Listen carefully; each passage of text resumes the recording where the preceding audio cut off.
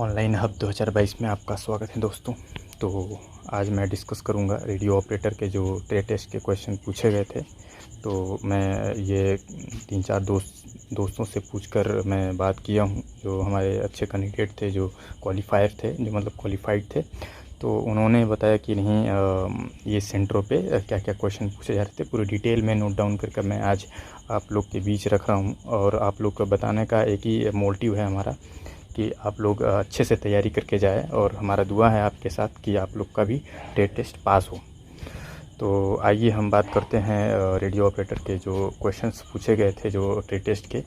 तो जो एसी का काम क्या होता है, डीसी का काम क्या होता है, और एसी डीसी में अंतर क्या होता है, ये सब पूछा गया था। वेव क्या होता है, तरंग का काम क्या होता है, वेव कब कहाँ काम आता है, फ्यूज़ के काम क्या होता है, रेडियो में जो पूछा गया था, रेडियो के पार्ट्स पूछे गए थे।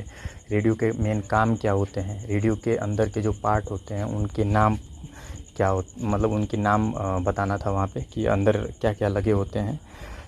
रेजिस्टेंस पूछा गया था कि इसका काम क्या होता है, और ये कुछ पार्ट दिखाए जाते थे कि इसमें से कौन सा ट्रांजिस्टर है, रेजिस्टेंस है। तो ये सब आपको पहचानना था। एमसीबी का काम था, वो एमसीबी का पार्ट्स थे, एमसीबी पूछा गया था। तो ये सब आप लोग देख लीजिएगा, अपने गूगल में सर्च कर लीजिएगा एमसीबी के पार्ट्स, और डिटेल में पढ़ लीजिएगा। वैसे भी मैं भी डिटेल में ही आपको बताऊंगा अभी नीचे। इन्वर्टर का काम क्या होता है, इन्वर्टर में कैसे करंट दिया जाता है, कौन सा करंट आता है, तो ये सब आपसे पूछा जाएगा। कंप्यूटर्स के भी पार्ट्स पूछे गए हैं। इसमें जो रेडियो ऑपरेटर के हैं, जो हवलदार कलर के अप्लाई किए हुए हैं, तो इनमें जाहिर सी बात है कंप्यूटर का भी काम है, तो कंप्यूटर का भी नॉलेज होना चाहिए इनके साथ साथ। तो इसमें देखिए कंप्यूटर्स के पार्ट्स पूछे गए हैं। तो कंप्यूटर्स के पार्ट्स क्या क्या होते हैं आपको पता ही होगा। तो 5 पार्ट्स पूछे गए थे, तो आपको मैंने इसमें देखो दिखा दिया हूँ कि पहला माउस है, कीबोर्ड है, हार्ड डिस्क है, फ्लॉपी है, डीबी है, मॉनिटर है। बहुत से ऐसे चीज़ें हैं जो आपको अगर 5 पूछा जा रहा है, जितना पूछा जा रहा है उतना बता दो। एक्स्ट्रा याद है तो बता दो, नहीं याद है तो कोई बात नहीं। अब पूछा गया था रेडियो के पार्ट्स। तो रेडियो के पार्ट्स आपके जो होते हैं, ये मैंने आपको दिखाया है। अगर आपको खुद से और कुछ भी याद है तो दिमाग में आप रख लीजिएगा, जिससे वहाँ काम आ सके। जैसे में पहला एंटीना है, इमरजेंसी कॉल बटन है, स्पीकर है, पावर है, माइक्रोफोन है। तो इनका काम आपको पता ही है, रेडियो में काम आता है इनका सबका।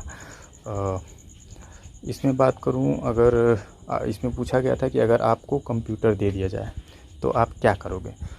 जाहिर सी बात है कि आपको मैं कंप्यूटर दे दिया और उसको आप क्या करोगे।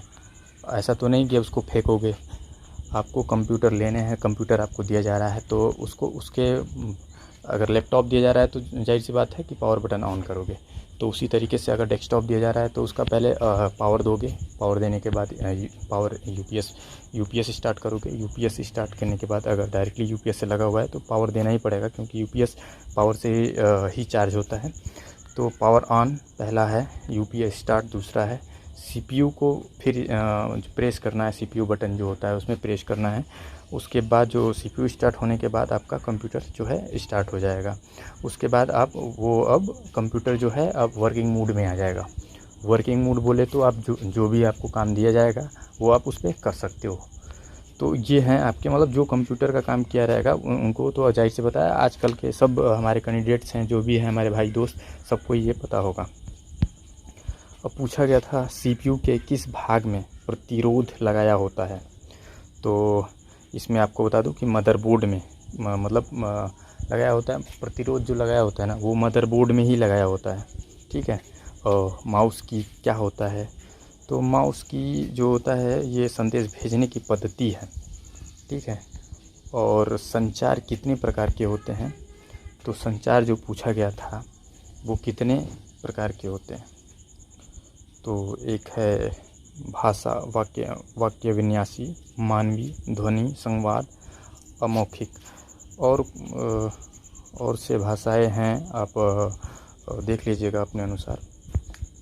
जो हमें यहाँ पे मिला हुआ है हमारे कैंडिडेट से, जो पूछा गया था, जो आंसर दिए थे वो लोग, जो कैंडिडेट पास हैं, उनके द्वारा हमको यही पता चला है कि जो ये बताया गया था वो हमें बताए हुए हैं। वो मैंने नोट डाउन करके आप लोग को ये सूचना प्रोवाइड करवा रहा हूँ। तो अब देखिए, अब इसमें पूछा गया था कि एमएस एक्सेल का प्रयोग क्या होता है। जाहिर सी बात है, आपको एमएस एक्सेल में काम क्या होता है। जैसे किसी का उसमें काम ये होता है कि शीट बनाना या कोई अलग चीज़, मतलब उसमें नोट डाउन करना, या जैसे किसी का सैलरी स्लिप बनाते हैं तो एक्सेल में बनाते हैं। किसी का जैसे हर स्कूल के स्टूडेंटों का नाम लिखना होता है, तो सबका नाम एक साथ, सबका फीस एक साथ ही कैसे लिख सकते हैं, तो ये एमएस एक्सेल में ही काम होता है। तो इनका डेटा का व्यवस्थित करना छोटे से बड़े कंपनियों में ये सबसे ज़्यादा प्रयोग होने वाले हैं। अब बात करूं फ्यूज़ का क्या होता है। फ्यूज़ सुरक्षा उपकरण और शॉर्ट सर्किट होने पर कनेक्शन को नया बनाता है। जैसे बाई चांस अगर सुरक्षा उपकरणों में अगर शॉर्ट सर्किट होता है तो उसमें क्या करता है कि नया ये कनेक्शन बना देता है, जिससे कि आपको ज़्यादा मतलब कोई और मतलब उसमें प्रॉब्लम ना हो। इसमें अभी देखो टूल्स पहचानना था, सभी टूल्स पहचानने थे। आपके सामने रेडियो, ट्रांजिस्टर, डायोड, रेजिस्टेंस ये सब रखे हुए थे, जिसमें आपको उसमें देख के बताना था। अब जैसे पूछ दिया कि ट्रांजिस्टर इसमें से कौन है, तो आपको बताना पड़ेगा कि कौन सा इसमें ट्रांजिस्टर है, कौन सा डायोड है, कौन सा रेजिस्टेंस है। तो ये सब आपको आना चाहिए, इसको पहचानना। रेडियो ओपन, मतलब इनके कहने का मतलब ये था कि जैसे रेडियो दिख ही रहे हैं आप, उसको मैं मतलब पूरा खोल दूँ, पूरा ओपन कर दूँ। तो ओपन करने के बाद जो अंदर के इंटरनल पार्ट्स हैं उनके नाम बताने थे वहाँ पे। तो उसमें से नाम पूछा जा रहा था कि ये कौन सा, इसे क्या बोलते हैं। तो ये इंटरनल जो पार्ट होते हैं वो आप देख लेना।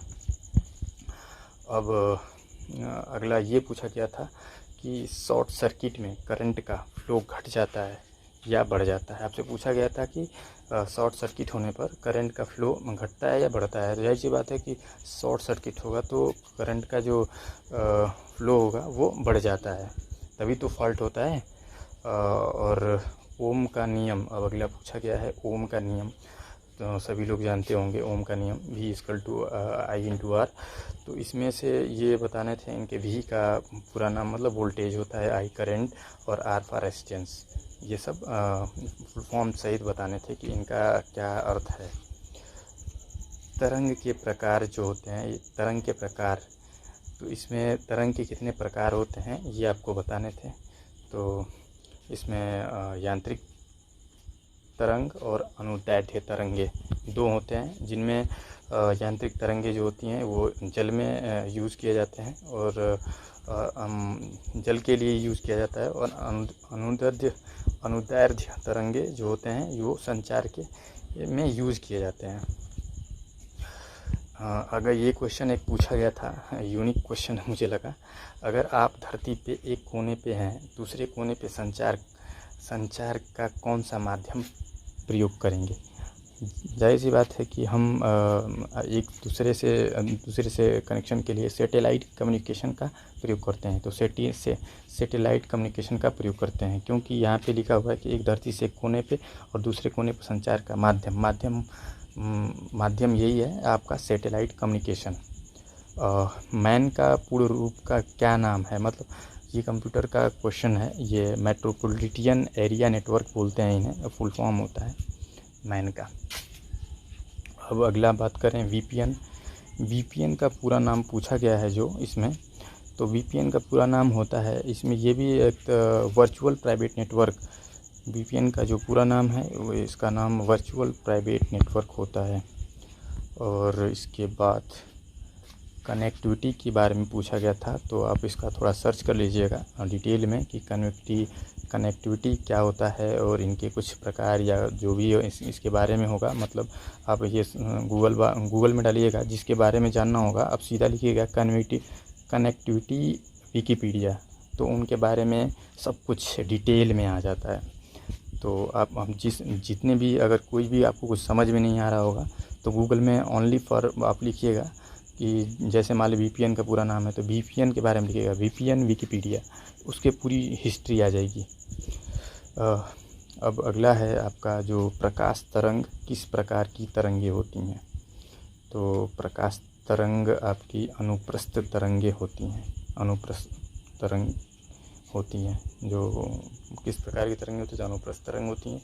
और जीपीआरएस का फुल फॉर्म पूछा गया था। आप लोगों ने स्टार्टिंग में जो मोबाइल यूज़ कर रहे थे उसमें पहले इंटरनेट जो चलते थे वो जीपीआरएस, आप देख रहे होंगे ऊपर जीपीआरएस लिख रहा होगा, तो उस समय GPRS चलते थे। तो उसमें उसका ये मतलब क्या होता था कि इसका फुल फॉर्म पूछा गया था। तो GPRS का फुल फॉर्म आप लोग ने याद कर लीजिएगा। इसका फुल फॉर्म होता है जनरल पॉकेट रेडियो सर्विस, ठीक है। और ये PDF अगर आपको चाहिए तो हमारे डिस्क्रिप्शन में टेलीग्राम लिंक दिया हुआ है। टेलीग्राम में ज्वाइन हो जाइए। ज़्यादा से ज़्यादा लड़के अगर ज्वाइन होंगे तो उनको ये डिटेल ये प्रोवाइड हो जाएगा। ये PDF उनको मिल जाएगा आसानी से। उनको पढ़ने में भी आसानी होगी और तैयारी करने में भी आसानी होगी। क्या क्या क्वेश्चन पूछे जा रहे हैं उनको डिटेल। और जितने भी हमारे भाई हैं, दोस्त हैं, अगर ये वीडियो अगर आपको अच्छा लग रहा हो तो लाइक, शेयर एंड सब्सक्राइब करना ना भूलें। इसी तरीके से अगर आप सब्सक्राइब करते हैं, लाइक करते हैं, तो कोई भी वीडियो अगर हमारा आपको अपलोड किया जाता है तो आपको नोटिफिकेशन बार में आपको मैसेज प्राप्त हो जाते हैं आसाम राइफल से रिलेटेड जो भी हम वीडियो अपलोड करते हैं। तो इसलिए हम यही कहना चाहते हैं कि आप लोग हमारे वीडियो को लाइक, शेयर एंड सब्सक्राइब करें। और आज के लिए बस इतना ही। और बस जय हिंद, जय भारत।